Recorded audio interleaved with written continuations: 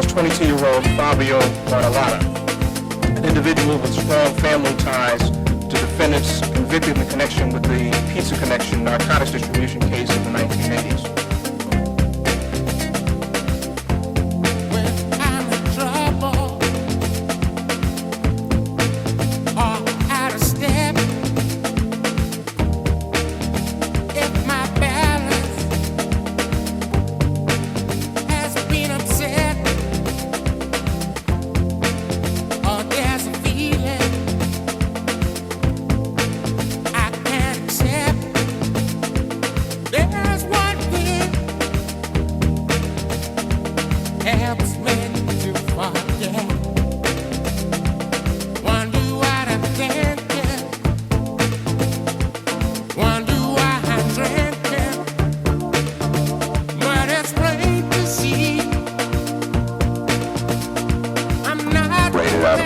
Shop in the Ridgewood section of Queens who have engaged in numerous armed robberies and other violent crimes across Queens County over the past.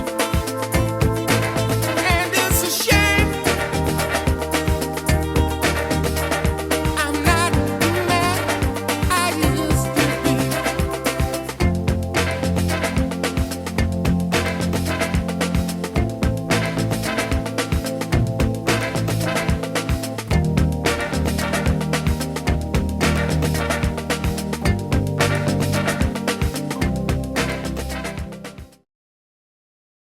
Hello and welcome back to 52 Topics with Frank Fiordolino.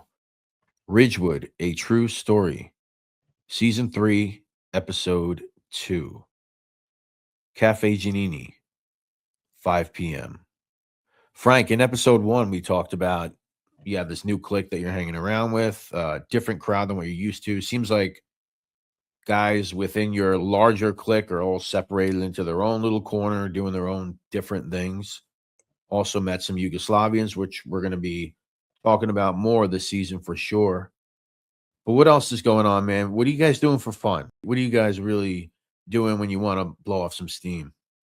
Saturdays and Sundays we'd go out usually, not as much as we were when we were kids. Things just escalated real quick and getting more serious that we, for the most part, we learned to control ourselves violently as we wouldn't back then when we were late teenagers, So, for example, but this incident, May or June, I get into 2 freaking brawls.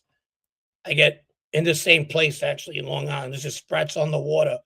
One I pick up a felony for, and it took a while because out of the all assaults I was involved in, and arsons or whatever, I finally get pinched. This is my second felony. One was knocked down to a misdemeanor, but this one stuck. So basically, my lawyer at the time was Mario Malarba. He told me, "You get in fucking trouble one more time, you're going upstairs. You're going upstate." I said, "Okay, no problem. Whatever." It was job description back then. Nobody likes to go away, but it didn't click. The first one, we got in a fight with a bunch of Glendale kids. And it was me, who I was hanging out at the time. You talk about the Yugoslavians. I was hanging out more with Joe Grimaldi, who we hung out with the Yugoslavians. And we went to Sprats on the Water. That's the place in question. We had another kid, Nicky, that I grew up with. This kid, Nicky Nimble, he was with us. And this other kid, Essay. So we get into a bunch of fight with Glendale kids. I underestimated, I guess, because every time we were with my friends, we were usually the aggressors, and we always came on top. But there was more of them. We took it to the parking lot. One word led to another. And we went out there just fucking punching. And for 4 of us, scrappy guys, we were there for a second. And there was one kid that I grabbed. He came towards me. This kid, Angelo, I grabbed him. I took him to the floor. When I took him to the floor, we were like a hockey fight, but between his friends trying to get to me and hitting him, he got the worst of it. Get it? Because there was too many of them. Well, my other friends were fighting out there. Make a long story short, cops came, broke it up. I was mouthy. I was like, "Yeah, don't worry about it. We'll take it to the neighborhood. I'll get you. We'll take it to the fucking neighborhood." I was pissed. What was that? Wait, what was that for? Was someone looked at somebody kind of way? I don't remember. It's a little fucking long something time stupid ago. though, right? Probably something like really. Yeah, of course. Because later on I talked to these guys. And you know, Al, who comes into our comments, that he squashed it. He was hanging out at Benny's place on Looney Tunes, his bar, where these kids hung out with in Glendale and Myrtle Avenue. And they both of them grew up with my brother Joe. So it got squashed real quick because it got a little bit crazy towards the end. You know, we go to our diner on Fresh Pond and our friends are there. They go to their diner in Glendale, and I know they're gonna go there. So I want to go gather the troops. Joe Grimaldi goes home because he's in Long Island at this point. And we go to the Fresh Pond Diner, and who's there? Anthony Siaka, I believe what's his name? Riff is there, Anthony Vaccaro, and a couple other guys. Not many. It's like four other guys, but it didn't matter. They were 15. We didn't care back then. We fight anybody, fucking numbers, whatever. You know, especially if we going back, we're like, let's go. It was different, like Manhattan, like last week when we talked about the 5 guys without the guns. You know, those guys were packed. They're in Manhattan. 5 big black guys get out of a Lincoln like that. You know, you got to come back. You understand what I'm saying? But this time we were the aggressors. We end up going to the Glendale Diner, and we say, come on, let's come out. They see us through the window, and they come out. When they come out, Anthony Siaka pulls out a gun and starts shooting at them. Boom, boom, boom. Thank God nobody gets hit. They all run in the fucking place, but they're pissed. They reach out to their guy. We reach out to that, you know, because we all hung out in the same place. This place where the King of Queens Central Bar. You ever heard of the King of Queens, the show? Yeah, they use the front of it for the show. They use the front, exactly. That's the bar we hung out. And matter of fact, I got into words with one of their friends after that, but it got squashed. Joe Kane was friends with them. Benny was friends with them, and it just got squashed. It's like a lot of the stuff back then. The second fight was we were more than the usual. There was Paul there that day. There was a whole bunch of us. Bobby Wizyak, you know, they settled their differences. I know. You'll figure it out, right? Yeah, if you guys remember. Yeah, right. They try to kill him. Anyhow, we go to Sprats on the Water, and Paul we were by the bar. So the bar was long. And Paul sees this hot girl passing by, and he tugs her hair, but lightly, nothing violent, you know. And she turns around, looks at him. She didn't say anything, but she had this little fucking girl with her, was ugly as hell. You know, and she just starts going fucking off. You know her, motherfucker? He's like, nah, I don't know. He's just like turning around. And she goes, well, fucking, you don't know. Why you touching him, motherfucker? We're like, all right, just get out of here. No problem. Everything's cool. So we didn't think nothing because the place was always packed. So when you get from one end to the other, you know, you forget what just happened 2 seconds ago, especially when you're drinking or whatever. She comes back with about 8 fucking guys that look like the 90210 Long Island boys with steroids. Yeah. I'm like, look at this shit. Little they know we got like 15 guys with us. Yeah. So the guy his name could have been Brad or something, gets right in Paul's face because you touched her. And he was calm to it this time because he usually first one to hit. And he asks again, did you touch her? And I'm like, oh, fuck this. Boom. And I fucking hit him. I blindside him, right? So when I hit the fucking guy, he falls back. When he falls back, it's all hell breaks loose, right? People go, they're getting it into it. So whoever was at the dance floor and everything, our guys start coming. And I got put in a full fucking Nelson by one of these roid heads. And he pulls, I swear to God, he pulls me from about good 3 inches off the ground. Wow. And like an elevator, I just fucking go back and I look back and somebody cracked him with a fucking bottle from one end to the other. He's bloody all over. So yeah, it was one of my friends. Make a long story short, we're all there. We're going back and forth. And they seen it. There was too many of us. So we start laughing at them. And now the bouncers are coming. And those bouncers, they came in 15s, man. They was all over the place. It was an outdoor joint. So all over the place. So let's say, come on, let's go meet outside. A couple of my friends were mad because they were having a good time. The kid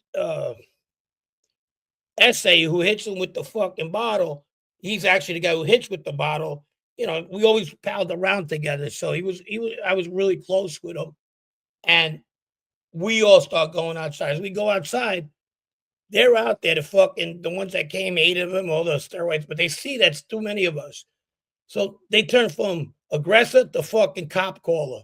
They tell the bouncer, that's him right there. That's the one who hit me with the fucking bottle. They go, you sure? Yeah, we'll hold him for the cops. So they held me for the cops, about fucking 6 bouncers. My friends are trying to come and get me inside, but it's too late. The cops are coming. And I pick up a pinch, and that's on Father's Day. So, geez, and you're already not supposed to be getting in trouble. Right. Well, that didn't matter. No, I know, but so A what are you month thinking? later, I'm saying maybe 2 months later after that, I'm shooting somebody. So it's not. Yeah, you no, know. what are you thinking though? Because you got to be thinking about that. They take me to Mineola, and I go see the judge on I'd say about like 10 in the morning. They were open on a fucking Father's Day, which was weird because usually in Queens you wait till Monday, and then they even processed me quick to Westbury. That's where the jail is. So I was ready to get a fucking a jumper and go upstairs. As I'm waiting, I guess I know my friends went to tell my brother, "Hey, listen, he's out in Long Island somewhere. See where he's at because he got locked up last night." So Rice Ball is never me and him never got to fuck along. I'm like, oh fuck. He's got to go. The bail was $10,000. Okay, so he had to come up with like 10, a little bit more, like 10%. I remember it was like 2,500, 25% of it. So where you get that money on Sunday, he had to go fucking. He found it, whatever, and he's on his way there. But I don't know that. I'm in there and I'm hanging out with some black dude. We're laughing because they just beat the shit out of some pedo, which the COs, the COs just gave him up. They asked for his name. It was like Fernando something. He didn't even speak English. He goes, sit down, scumbag. So now we all looked. What was that about? When does the CO get involved with a case, And he goes up to see the fucking judge. But when he comes down, they tell us what he did, which I don't want to because it's disgusting. Anyhow, we heard it from the other side. They put him with another group, and he was the next thing I know, they got him in a gurney, getting him out of there. Got fucked up pretty good. Wow. So they're all laughing about it. Well, they were happy about it. Broke the momentum. They're in jail, but at least they might get a couple extra plates upstairs. Yeah. And we're laughing. So the guy goes, "What are you?" He says, "I'm Italian." You go, "Yeah, Italian, because you're Italian. You would get connected. You'd be picked up in a little while. You would have made bail." I'm like, all right, okay, whatever, man. I didn't say any of that, but whatever. And he started laughing, So we're hanging out. All of a sudden, I hear from the back, "Bertolino, yeah, you bailed out." Fuck, I didn't want to see this fucking guy. Wow. Yeah. So I didn't want to get to see my brother. So we get in the car. It's a pretty long ride back home to Ridgewood. He goes, "What the fuck's wrong with you? It's fucking Father's Day." I said, "We're gonna start this shit already. I mean, you never went to a club and got into it with somebody." He goes, "Yeah, but I mean, what the fuck? If you're gonna do something worthwhile, not this shit, I said, "Look who's talking." I go, "Are we gonna go back and forth with this?" I felt like just getting out of the fucking car and taking the LIR, But that went there. I went home. My dad was pissed. I had my sister there, my nephews, my nieces. It was like I felt like a fucking dirtbag. You know what I mean? Here I am. But I did make it to work that day because I was supposed to work, and I was working at Giannini's, and I guess I just wanted to get out of the fucking house. I get there 5 o'clock, same shit. This is we talked about this already. We have the whole meeting. Everybody's there. I don't know if Vito was there that day, but I know Paul was. He goes, "Hey, wow, that was quick." I said, "Yeah, I came out." And Ralph and the whole 9 yards. This is around the same time, where we would meet at 5 o'clock and we would just fucking kidding around, get serious sometimes. And sometimes it was just kidding around. Most of the time it was fun. But when it got serious, it was like, wow, that what's gonna come out of this? So I told you that one time I remember Ralph had his fucking car open, and one of the kids put a dead fish in there with fucking newspapers. But more movie law. That's a Sicilian message. When they with the fish. But we weren't looking at it. We were just laughing about it. We go, look, man, you're really becoming a gangster. You even get the Sicilian message. You know, that's Somebody has it out for you, man. yeah, he was like, he thought that was strange. I didn't think he fucking gave a fuck about the fish. It was that the fish was in his car. That kind of pissed him off. And he didn't expect it because most of us, we were careful with Ralph too. He was a strong fucking kid. So if we did fuck with him, we had to make sure he didn't fucking see it. As sneaky as he was, you know. But Vito gave it to him every time. Like he didn't give a fuck. He wasn't vocal, but he'd tell him, yeah, man, whatever. It got at the time so uncomfortable you could cut the tension with a knife. Now, what's going on here is they keep on bothering Fabio. And when I mean they, it's Vito and Paul about what are we going to do with this fucking guy? They want him. They want him dead. Let's just stop cutting around the bushes here. You know what I mean? They want him. So Fab just has this reluctant thing about him. I go, yeah, well, we'll get to it. Yeah, but you better think of something because we're coming a little bit restless. About the same time, too, we got Anthony in jail, right? Talking about Anthony Tabita. Yeah. So they're going to visit him. If it's not, sometimes Baldo even go. They put him some money on his books. He's getting better about the girl situation, and he's ready to move. He's got like at this time point, I think got like 7 months in there, so he's ready to move in another facility pretty soon. So he was looking. That was around where he meets other people that we're gonna get to that later. And but that was that. So everything is in motion, but not. It's up to Fabio at this point because he won't. Ralph ain't gonna get in the car with Vito. Okay, he's not gonna get in the car with him. He knows he doesn't like him.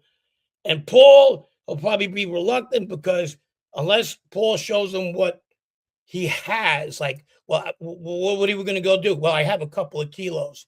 Ralph would be like, well, show them to me and we'll go, you know. And because Paul was a gambler, kind of like myself.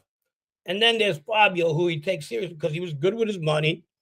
They had dealt before whenever he had to get some, either be heroin or coke or weed, he would call him. And so that was the ploy was good. It was a trustful ploy. You know, you understand? Yeah, and this is just rooted in a general dislike, right? But also a disrespect. People feel disrespected maybe too much by things that he does. Yeah, see, so we were all on the same level as fucking grown up kids, you know. Of course, some of us have a different um path in that life, but at the same time, he acted like he's already been made with some of us, and about offensive. Look, he was robbing fucking. He was Ralph was. He was robbing social clubs. He was robbing fireworks. And the more people were taking a liking to him, certain people, he felt he didn't have to be respectful with others. Like, well, I got Bobby now, so I could talk anyway. Sometimes he talk a little bit too much with wise guys. You know, and they would look at him like, where you coming from this? Or make himself a little bit more acceptable. He was involved in a shooting before that, and he was starting to get to feel that he was almost there. So that was going on. And I know I use this word a lot. Was Vito getting perturbed? No, I think he was getting slowly insulted. Okay, so that's what that was about. Because he never wanted anything from Ralph. Like if Ralph says, "Hey, I got this thing we could go in and do together," he'll be, "No, good, I'm good."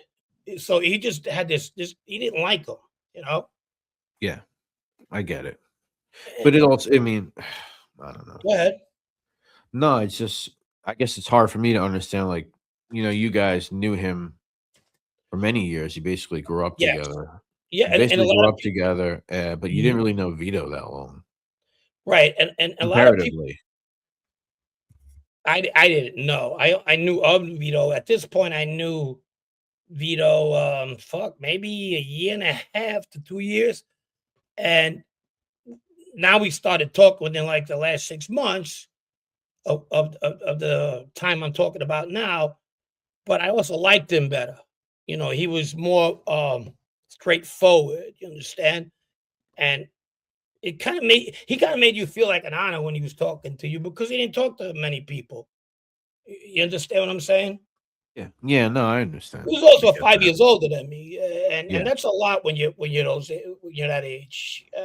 You know, Yeah. and at this time you could see there was a bond growing with him and Fabio more than Paul. Paul was part of that bond, but with Fabio at the point because they had a lot in common. We talk about this. They don't gamble. They don't drink. They don't do nothing. They're always scheming. They're robbing everything at this. They're using these middle village kids to do stuff for them. Either robbing an Entenmann's fucking location, a warehouse, a pet house warehouse. You know, they were not stealing cakes. They were stealing the warehouses. Bank rolls. They were doing bank rolls. They were cigarette fucking places where you would get your cigarettes. Distributors. They that was a big score they did too around this time. So they were Yeah. getting busy, and Fabio and Vito would be in the car. They would get into fucking Vito's car at the time, this gold BMW, and they would go looking around for things. But one of their biggest catch was, and I'm using a hunting term, which is kind of ironic because it all started with a hunting trip, and that was the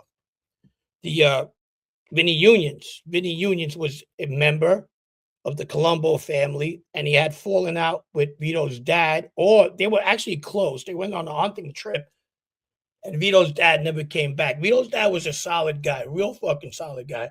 And, the way he went, a lot of people were fucking pissed off about it, but especially his son. And the one person, too, was this Dennis Gazzardo, who was another Colombo guy, a captain, who at this time was dying of cancer. This is about June. I think he dies around November. But, and this is court documents. I want everybody to understand that too. You go, where'd you get this?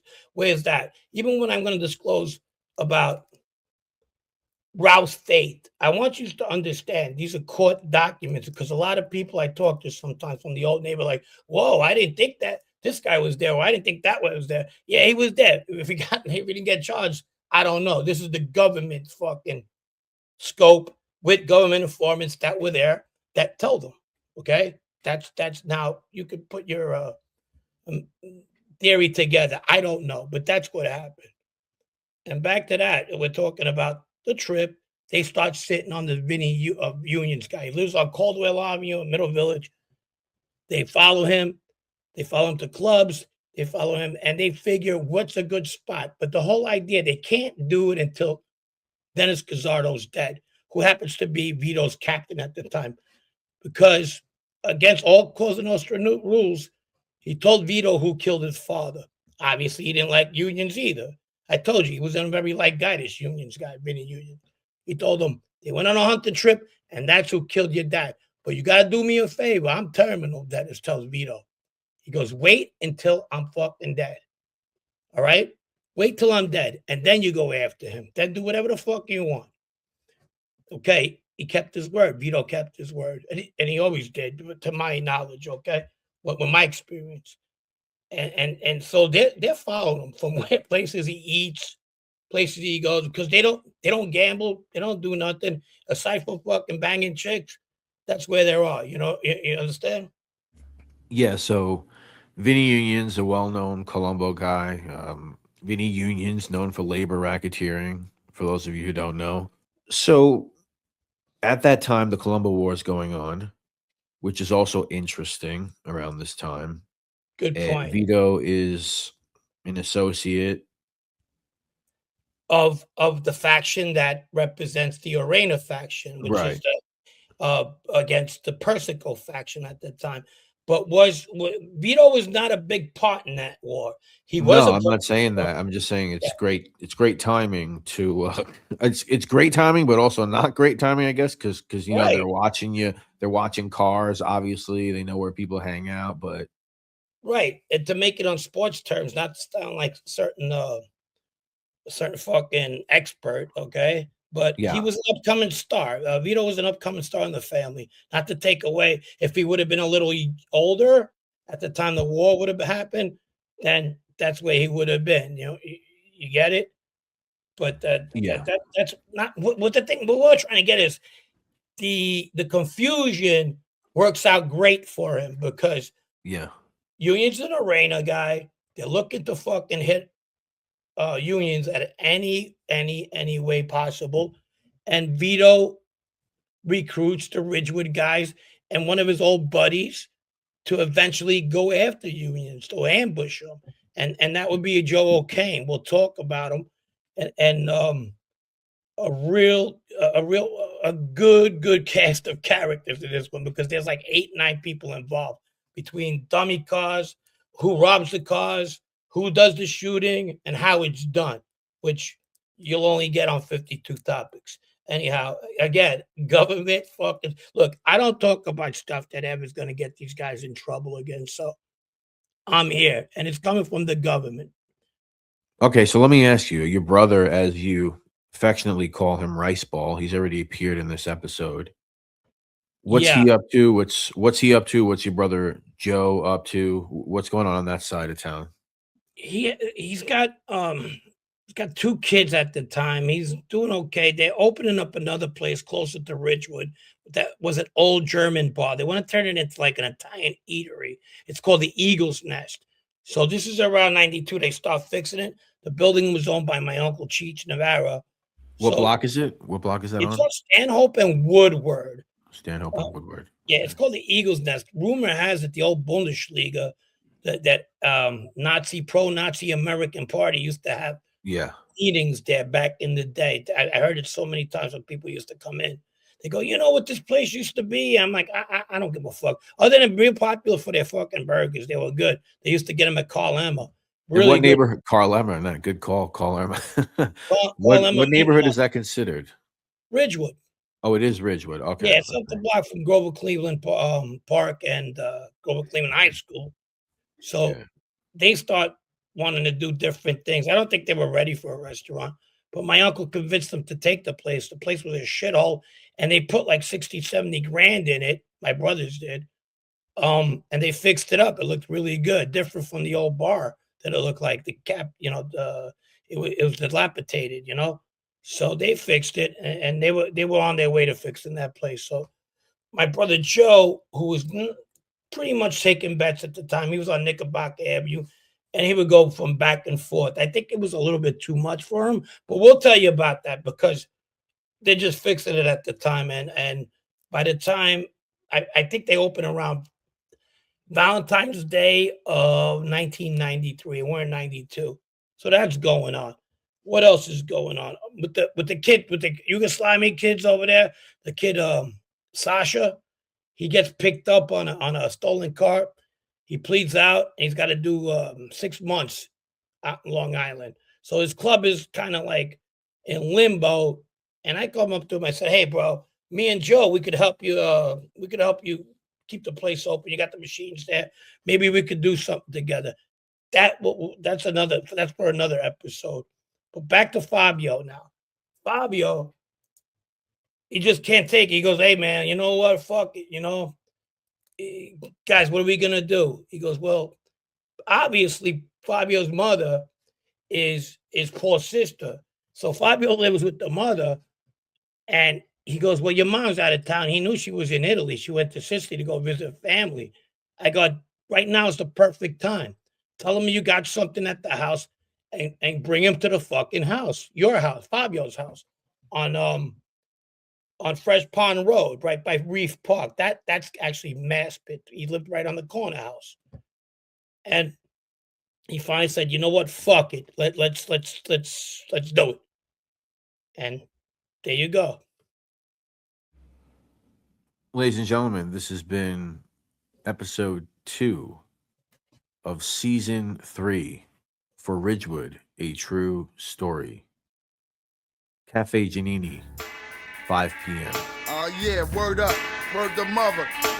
Here comes G-Rap with another one, y'all. We gonna swing this like this. I'm right in front of my front steps, thinking of a plan, looking like Raggedy Ann or throwing hand, kicking a can. Thinking of a place to pull some banking, because I'm dead and stinking. So's all my shoes winking, t-shirt is shrinking. Soon I see some thighs and my eyes open wide quick. Who's that with the chick? Bill blast my sidekick. What's up, black? Give his hand a smack. Then up pulls a Cadillac, yo baby, we'll be back. Jump right on the side. Not too many people saw us thinking about who gotta get robbed because the mob got a job for us. They drove us down to the silver section of town where the clowns dare be paying for protection. They want us to send a message to Jimmy the bartender, lend a friend of money next year ripping off his car fenders. He's coming up short cause he snorts coke, dope, nope, but hope he don't get caught. He owes some Benjamin Franklin's, every last bit of them, but Jimmy's pockets are empty, so now we gotta get rid of them. But Jimmy's wife is with him and they don't wanna involve her. Hopped out the back seat, they gave me a revolver. Blast you, distract him, while I go and whack him. Enter through the back side of the bar and then attack him. He's screaming for his life, reaching for his wife. Shot him in the back of the head and tricked him with a knife. And that goes for anybody that gotta pay their dues. You lose, cause I got the ill street blues. You lose, cause I got the ill street blues. You lose, cause I got the ill street blues. You lose, cause I got the ill street blues. You lose, cause I got the ill street. Suckers are clobber, because my town is full of cops and robbers. You're not promised tomorrow in this little shop of horrors. So I got to get with the business and hit quick. Money grips, pockets looking thick, so I stick slick. Hold it right there, hands in the air, I know you got the loot. Or better yet, face down on the ground, empty your pockets too.